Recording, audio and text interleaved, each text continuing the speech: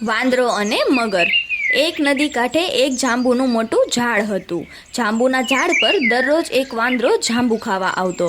નદીના ઊંડા પાણીમાં એક મોટો મગર રહેતો હતો। વાંદરા અને મગરની ભાઈબંધી થઈ। વાંદરો રોજ રોજ મગરને પાકા જાંબુ ખવડાવે। મગર એકવાર થોડા જાંબુ પોતાની મગરી માટે લઈ ગયો। મગરીને જાંબુ બહુ ભાવ્યા। મગરીએ જાંબુ ખાતા ખાતા મગરને કહ્યું, રોજ આવા મીઠા જાંબુ ખાનાર વાંદરાનું કાળજું કેવું મીઠું હશે, તેને લઈ આવો, હું તેમનું કાળજું ખાઉં। મગર કહે, તે હવે મારો ભાઈબંધ થયો છે, ભાઈબંધ સાથે દગો કઈ રીતે થઈ શકે?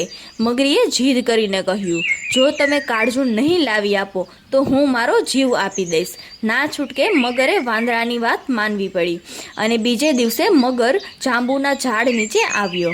વાંદરાએ આપેલા મીઠા જાંબુ ખાધા પછી મગર બોલ્યો, વાંદરાભાઈ, મારી મગરી તમને ઘરે જમવા માટે બોલાવે છે, મારી પીઠ પર બેસી જાઓ અને મારા મહેમાન થાઓ। વાહ, ચાલો, તમારો આટલો પ્રેમ છે તો ના કઈ રીતે પાડી શકાય? એમ કહીને વાંદરો કૂદીને મગરની પીઠ પર બેસી ગયો। મગર પાણીમાં આગળ સળગવા લાગ્યો। બંને વાતોએ વળગ્યા। અડધે રસ્તે જ ભોળા મગરે મગરીના મનની વાત વાંદરાને કહી દીધી। મગરની વાત સાંભળીને વાંદરાના તો હોશ ઉડી ગયા। થોડી વારે સ્વસ્થ થતાં મગરીથી બચવાનો ઉપાય શોધી કાઢ્યો।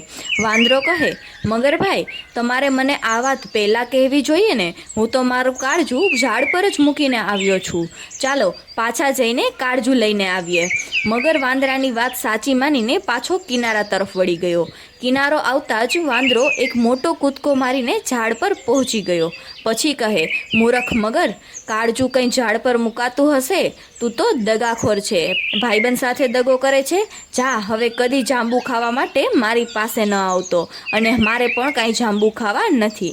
એમ કહીને વાંદરો ત્યાંથી બીજે રહેવા જતો રહ્યો। તો બાળ મિત્રો, આ વાર્તા પરથી આપણને શીખવા મળે છે કે સાચા મિત્રને કદી નુકસાન ન પહોંચાડવું જોઈએ। જે મિત્ર પર વિશ્વાસ રાખો તેમણે દગો ક્યારેય ન આપવો જોઈએ।